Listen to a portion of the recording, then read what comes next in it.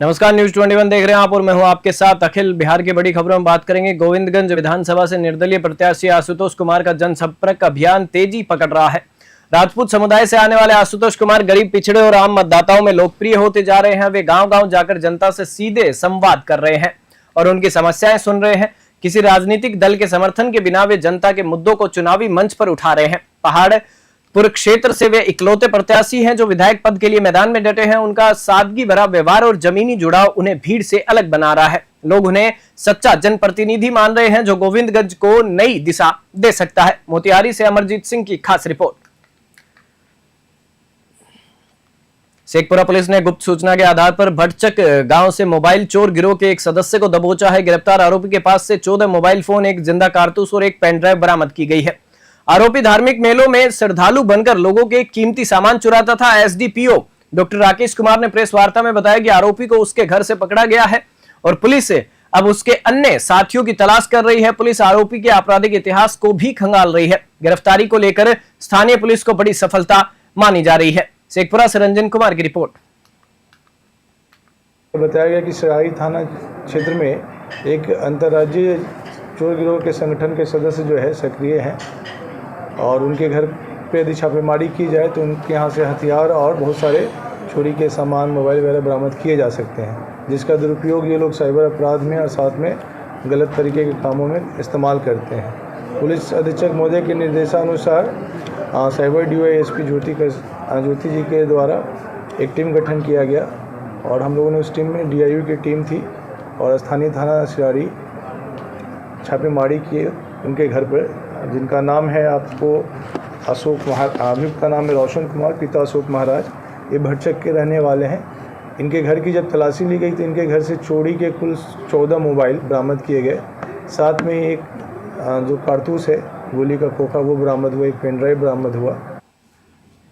प्रधानमंत्री नरेंद्र मोदी के 18 जुलाई को मोतिहारी आगमन को लेकर आज अमर रिसोर्ट में एनडीए कार्यकर्ताओं की बड़ी बैठक हुई। इस मौके पर भाजपा प्रदेश अध्यक्ष डॉक्टर दिलीप जायसवाल, जदयू अध्यक्ष उमेश कुशवाहा, लोजपा रा अध्यक्ष राजू तिवारी, केंद्रीय राज्य मंत्री सतीश चंद्र दुबे सहित कई मंत्री, सांसद और विधायक मौजूद रहे। बैठक में सभी कार्यकर्ताओं से अपील की गई कि वे ऐतिहासिक जनसभा को सफल बनाने के लिए अधिक से अधिक जनता को जोड़े। संगठन मंत्री भीखूभाई दलसानिया के नेतृत्व में तैयारियों की समीक्षा हुई। स्थानीय विधायक प्रमोद कुमार ने सभी अतिथियों का स्वागत किया। बैठक में मंत्री रामनाथ ठाकुर और मंत्री जीवेश मिश्रा भी विशेष रूप से उपस्थित रहे।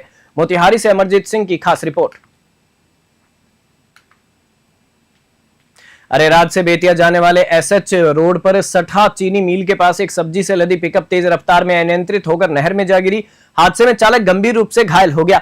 मौके पर मौजूद राहगीरों ने बहादुरी दिखाते हुए ड्राइवर को नहर से सुरक्षित बाहर निकाला और उसे सठा के एक निजी अस्पताल में भर्ती कराया गया। इलाज के बाद उसकी हालत स्थिर बताई जा रही है। सूचना मिलने पर पहाड़पुर थाना पुलिस मौके पर पहुंची और क्रेन की मदद से वाहन को नहर से बाहर निकाला। स्थानीय लोगों ने बताया कि चालक बिहार के बलिया जिले का निवासी है और सब्जी लेकर बेतिया मंडी जा रहा था। मोतिहारी से अमरजीत सिंह की रिपोर्ट।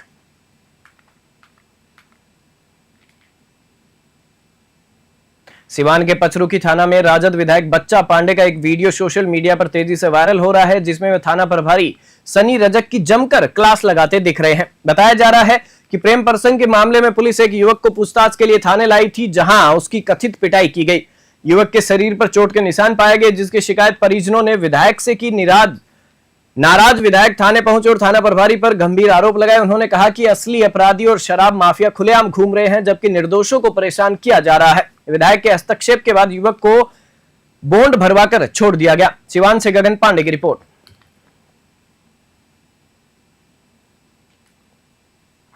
सिपाही भर्ती परीक्षा को लेकर शेखपुरा जिला प्रशासन पूरी तरह सतर्क नजर आ रहा है। परीक्षा के शांतिपूर्ण और कदाचार मुक्त संचालन को लेकर एक दिन पहले जिले के दर्जनों होटलों में पुलिस द्वारा सघन चेकिंग अभियान चलाया गया। नगर थाना क्षेत्र के होटल कमरों की तलाशी के दौरान परीक्षार्थियों के दस्तावेज और पहचान पत्रों की जांच की गई।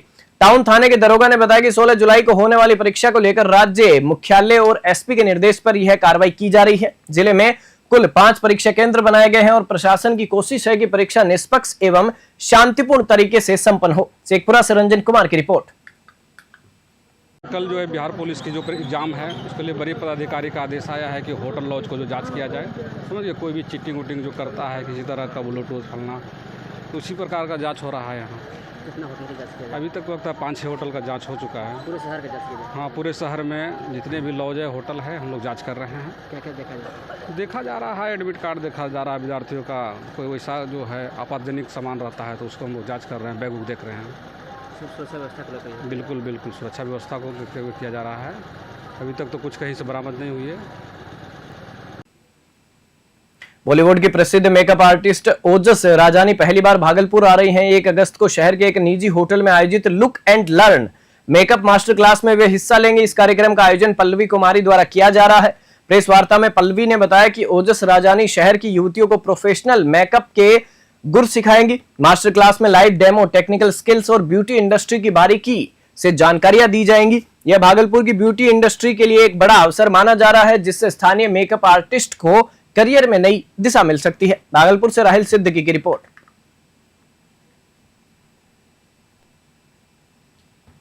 पर्पस है कि हम कुछ लोगों को इस प्लेटफॉर्म में जोड़ना चाहते हैं जिन्हें कि ये लगता है कि हम एज मेकअप आर्टिस्ट बने, बट वो प्लेटफॉर्म उन्हें मिल नहीं पाता मनी प्रॉब्लम के कारण। अगर ऐसे स्टूडेंट लोग हमसे जुड़ना चाहते हैं तो जैसे स्कूल में मतलब पढ़ाई होती है उस तरह से हम उन्हें क्लासेस देंगे और उन्हें ट्रेंड करेंगे और एज ए मेकअप आर्टिस्ट बना के भेजेंगे, बिल्कुल भी मिनिमम प्राइस में। बिल्कुल मिनिमम प्राइस में आपको यहाँ बिल्कुल उतना पे नहीं करना है जितना कि और पायलट पे करते हैं। तो आप जुड़ सकते हैं, इससे कोई दिक्कत नहीं है। बिहार राज्य दफादार चौकीदार संघ ने पूर्णिया जिलाधिकारी को ज्ञापन सौंपते हुए सेवानिवृत्त और मृत चौकीदारों को लाभ देने की मांग की है। इस दौरान संघ के सदस्यों ने एकजुट होकर सरकार पर उपेक्षा का आरोप लगाया। उन्होंने कहा कि पंचायतों में किसी भी घटना पर सबसे पहले दफादार चौकीदार ही डरते हैं, लेकिन सरकार उन्हें सेवानिवृत्ति या मृत्यु के बाद कोई लाभ नहीं देती। प्रदर्शन कर रहे सदस्यों ने चेतावनी दी कि यदि 2003 से पहले वाली बहाली प्रक्रिया बहाल नहीं की गई तो बड़ा आंदोलन किया जाएगा। चौकीदारों ने सरकार से संवेदनशील रवैया अपनाने की मांग की है। पूर्णिया से विनीत राज की रिपोर्ट। ये तैयारी बैठक है और ये 21 से हम लोग का आमरण अनशन है। ये विधानसभा सत्र के दौरान उसकी तैयारी बैठक है और हम लोग की समस्या है कि ये जो चौकीदार दफदार का पद है पुश्तैनीय हम लोग करते आ रहे हैं। अभी 25/2/23 से इसको बंद कर दिया गया।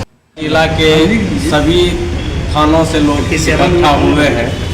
यहाँ पे मूलभूत समस्या है कि लोग 2024 में करीब 1.5 साल हो गया सेवानिवृत्त हुआ है, उसको अभी तक न सेवांत लाभ मिला है न पेंशन मिला है। मीटिंग में यह भी बात आई कि बहुत सारे 2019 में भी रिटायर हुए हैं, 21 में भी हुए हैं, 20 में भी हुए हैं, रिटायर भी हुए हैं और कुछ लोग दुनिया छोड़ के चले भी गए हैं। लेकिन यह आंधी पहरी जो प्रशासन है अभी तक यह भी किसी की सुधि नहीं लिया कि बाबा भोलेनाथ की महिमा अपरंपार है और उनके भक्तों की श्रद्धा उससे भी गहरी। मुंगेर के कच्ची करवरिया पथ पर इन दिनों एक अनोखे भक्त ने सबका ध्यान खींचा है। बिहार के जहानाबाद निवासी शंभू कुमार ने खुद को सिर से पांव तक जंजीरों में जकड़ लिया है। हाथ, कमर, गर्दन और पैरों में भारी जंजीरें हैं, लेकिन वह कोई मुजरिम नहीं बल्कि बाबा भोलेनाथ का भक्त है, जिसे खुद बाबा ने स्वप्न में आदेश दिया कि अपने गुनाहों के प्रायश्चित के लिए कैदी बन कर देवघर आए। बीते 20 वर्षों से बाबा धाम जाने वाले शंभू इस बार 109 किलोमीटर की कठिन यात्रा को एक कैदी के रूप में कर रहे हैं। उनका यह रूप देख हर कोई भाव विभोर हो रहा है और हर हर महादेव के जयकारे गूंज रहे हैं। बाबा के प्रति ऐसी आस्था ने फिर दिखा दिया कि सच्चा भक्त किसी भी रूप में अपनी भक्ति को जी सकता है। मुंगेर से आलोक वर्मा की रिपोर्ट। बाबा की महिमा हुआ, बाबा बुलाए चले आए। कैसे कैदी बम है, कैदी बम बाबा के हम कैद हो चुके हैं। बाबा का मुजरिम बन गया। हाँ, मुजरिम बन गया है। क्यों, क्या कोई गलती मुझसे हुआ, मन में सपना भी है कहें कि बेटा तुम हर साल आता है, 20 वर्ष से आ रहा है, तो हम सोचा मन में आया कि कैदी बम से आओ, तो हम अपना हाथों में जंजीर लगा दिए। हाँ, गलती हमसे हुआ है। हाँ हाँ हाँ हाँ हाँ नहीं कह रहे हैं कि बाबा हमको मन है तुम आओ पूरा देह बांध है। हम अपना देह को बांध दिए। सिक्कर है, लोहे का सिक्कर, पैर से लेकर कमर से लेकर मुड़ी तक है।